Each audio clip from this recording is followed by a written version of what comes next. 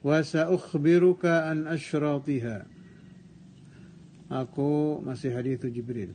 Aku akan memberitahu kepadamu tentang tanda-tandanya. Idza waladat, apabila melahirkan al-amatu, budak perempuan, rabbaha, tuannya. Ada budak melahirkan tuannya.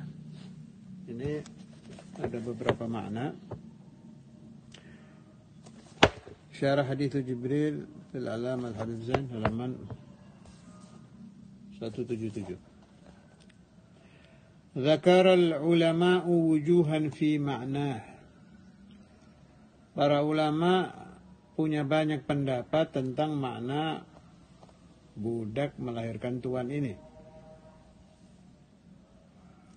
Pendapat pertama itu perumpamaan saja, kinayatun an kathratis sarari hatta talida as-sariyatu bintan aw ibnan li sayyidiha fayakun waladuha sayyidaha ka'abih.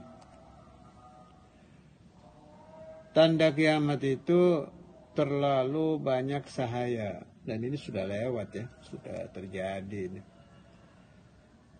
Kita sudah masuk di zaman perbudakan habis atau nyaris habis. Barangkali masih ada di beberapa tempat yang tersembunyi, saya tidak tahu. Itu sudah lewat. Artinya tanda kiamat yang ini sudah terjadi gitu.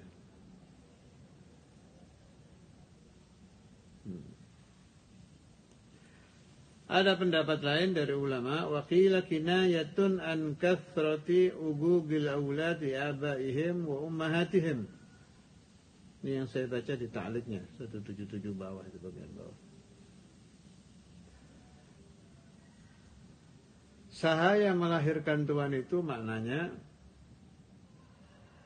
anak-anak sudah durhaka dengan orang tuanya, dengan bapaknya, dengan ibunya. Sehingga seorang anak perempuan mengatur ibunya seperti mengaturnya tuan kepada sahaya wanitanya. Jadi perumpamaan karena dahsyatnya uququl walidain. Ini juga sudah terjadi.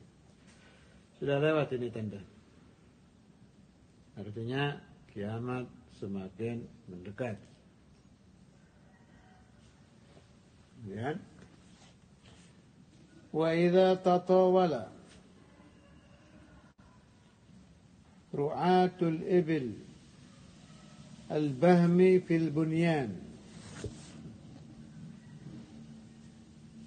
dan apabila pengangon onta berubah menjadi orang-orang kaya sehingga bersaing di dalam meninggikan bangunan-bangunannya. Artinya orang-orang gunung, orang-orang miskin berubah menjadi orang-orang kaya. Ini juga sudah terjadi. Apalagi di Saudi kelihatan jelas ini tandanya. Tidak terhitung jumlah pemimpin-pemimpin dan orang-orang kaya yang asalnya orang-orang gunung, badui-badui. Ini juga sudah lewat, ini tanda.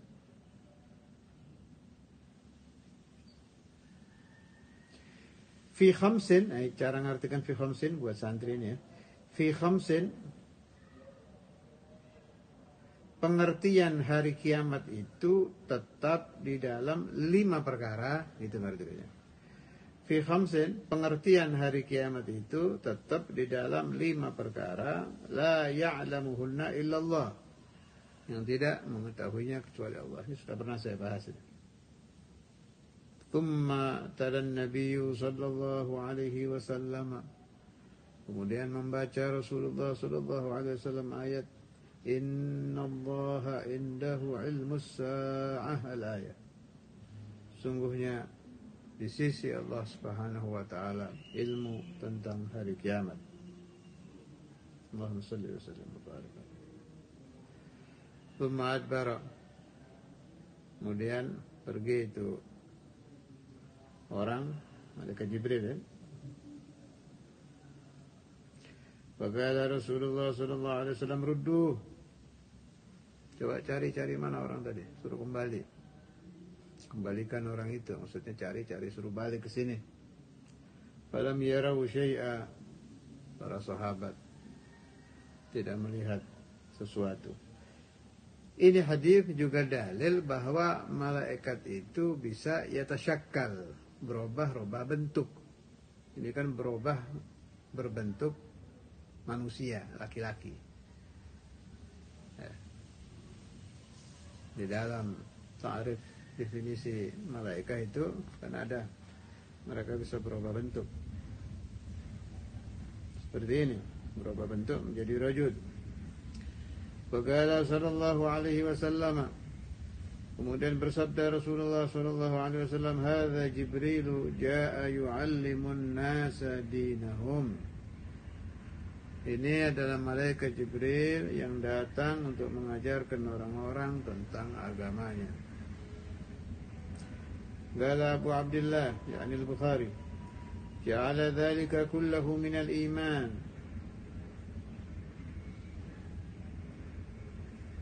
Menjadikan semua urusan tadi itu yang disebutkan dalam hadis Jibril termasuk urusan iman.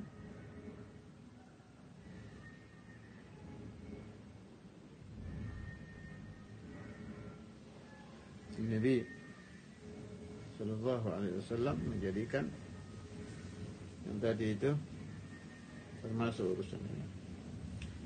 Babu fadli man istabra'a li dinih. Bab baru lanjutannya. Kalau di Jawahirul Bukhari halaman 38, kalau di Syarah Bukhari di 1 halaman 134. An Amir qala sami'tu Nu'man bin Bashir radhiyallahu ta'ala anhu. Dari Amir, dia berkata, saya mendengar sahabat Nu'man bin Bashir. Sahabat Nu'man bin Bashir ini sahabat yang di masa Rasulullah SAW masih hidup, masih kecil. Bahkan di sini disyarah diterangkan, karena Nabi sallallahu alaihi wasallam mata walin Nu'man 8 sinin. Waktu Nabi wafat beliau baru berusia 8 tahun. Berarti maknanya apa ini? Anak kecil yang sudah tamyiz boleh meriwayatkan hadis. Jelas si anak ini mendapat nur dari Rasulullah SAW. Nabi ya, diingatannya kuat. Sayyidina Nu'man bin Bashir mendapat barakah dari Rasulullah SAW.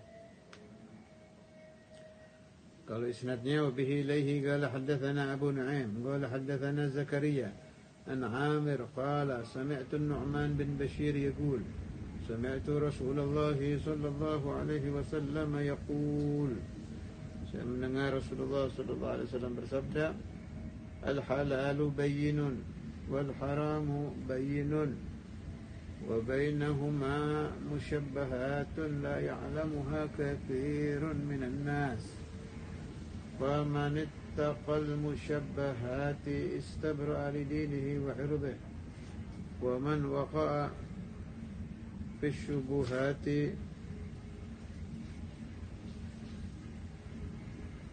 كراع يرعى حول الحمى يوشك أن يواقعه ألا وإن لكل ملك حمى ألا إن حمى الله في أرضه محارمه ألا وإن في الجسد مضغة إذا صلحت صلح الجسد كله وإذا فسدت فسد الجسد كله ألا وهي القلب.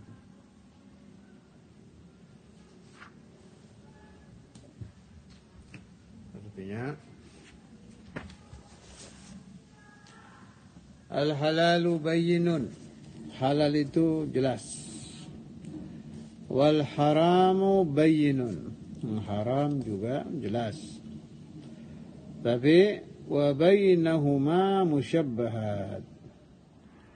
Ada lagi perkara antara halal dan haram. Syubhah ini tidak jelas halal haramnya. La ya'lamuha katsirun minan nas. Tidak mengetahui syubhat-syubhat ini kebanyakan orang. Jadi kita hidup ini menghadapi 3 hal. Satu haram, sudah jelas ya, dijauhi. Halal, dipakai. Nah, ada syubhat. Syubhat ini tidak jelas halal haramnya. Memang kalau kita makan yang syubhat tidak sampai dosa. Tapi kita sudah diberi peringatan oleh Rasulullah sallallahu alaihi wasallam. Famanittaqal musyabbahati istabra'a li dinihi wa 'irdihi. Siapa-siapa yang menjaga dirinya dari perkara-perkara syubhat, maka dia telah membebaskan agamanya dan kehormatannya. Artinya kita dianjurkan oleh Rasulullah sallallahu alaihi wasallam untuk hati-hati kalau ada syubhat. Sayyidina Maulana Al-Imam Al-Habib Abdul Qadir bin Ahmad Al-Fikri itu radhiyallahu taala anhu, syekhuna syekhina, termasuk aulia yang diberi karamah oleh Allah Subhanahu wa taala. Kalau ada makanan syubhat diberi tanda beliau. Diberi tanda radhiyallahu taala anhu. Banyak aulia juga begitu. Macam-macam tandanya.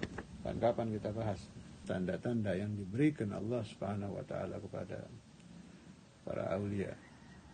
Kalau Maulana Al-Habib itu tandanya tidak satu itu. Masya Allah. Ada beberapa riwayat yang saya dapatkan.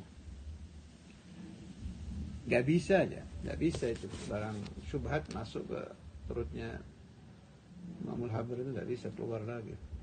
Allah Ta'ala.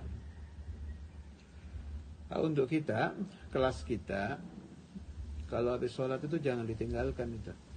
Subhana man la ya'lamu qadrahu ghairuhu wa la yablughul wasifuna sifatah. Itu 3 kali itu jangan ditinggal.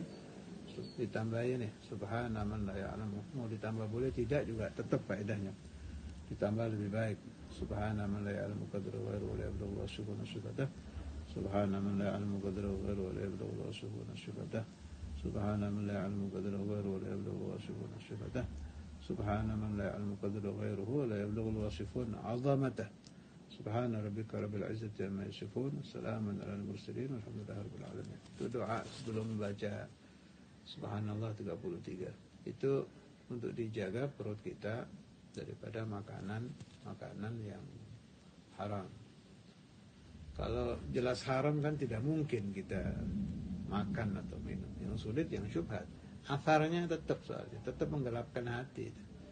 Karena itu kita diajari oleh ulama dan aulia doa-doa untuk merubah barang-barang haram yang terlanjur masuk ke perut kita supaya dirubah halal oleh Allah Ta'ala, dilebur, dihancurkan menjadi kotoran seizin Allah Subhanahu wa Ta'ala. Sebetulnya kita ingin tahu kita ini kemasukan syubhat apa tidak. Kalau kita ahlun nur ya gampang.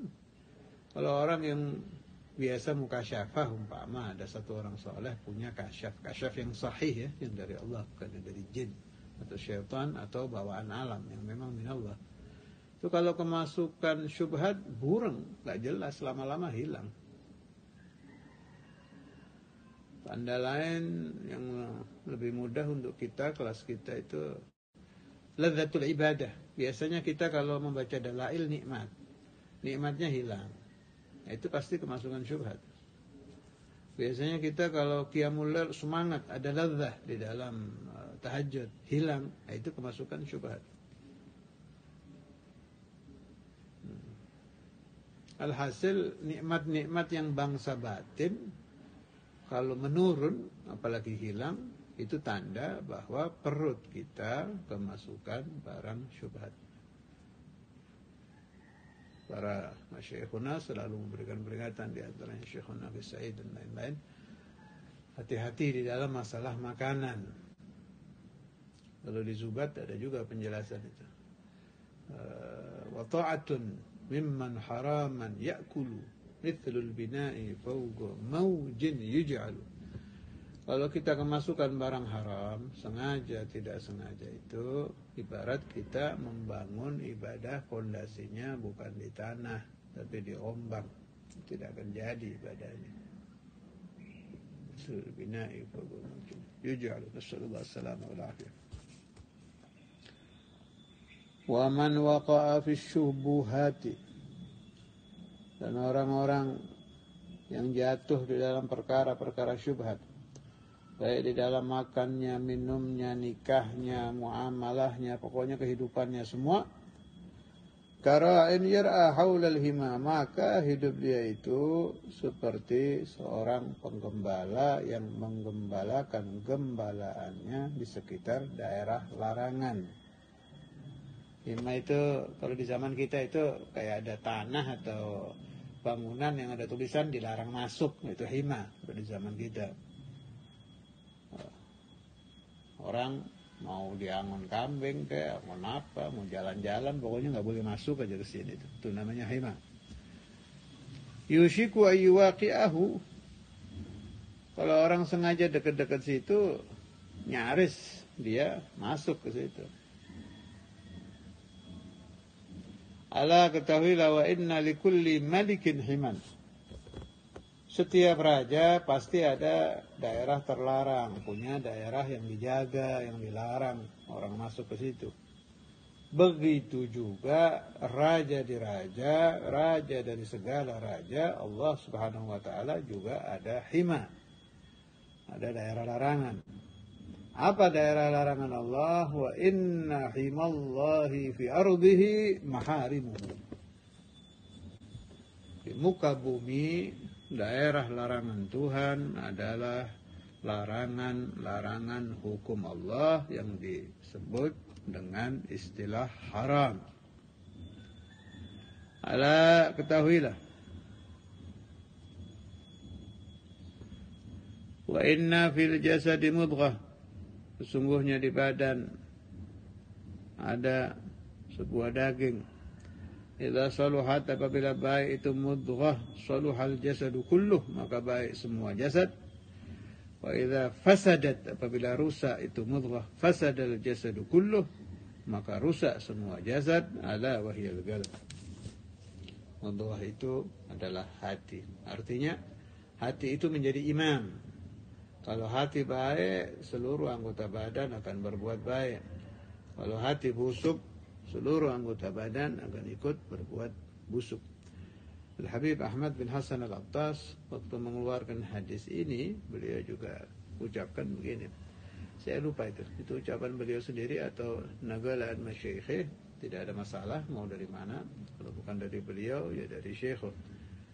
Katanya begini, ala inna fil baladi mudghah idza saluhat salahal baladu kulluh wa idza fasadat fasadal baladu kulluh ala wa hiya ahlul bait. Sungguhnya di dalam negara ada yang diibaratkan seonggok daging. Kalau baik, seluruh negara akan baik. Kalau buruk, seluruh negara akan buruk.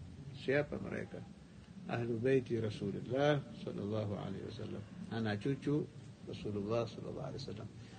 Jadi anak cucu Nabi ini selain punya kewajiban yang dia musyarakah dengan manusia lain, artinya tidak boleh berbuat haram, harus melakukan yang halal-halal, ini kan kewajiban bersama.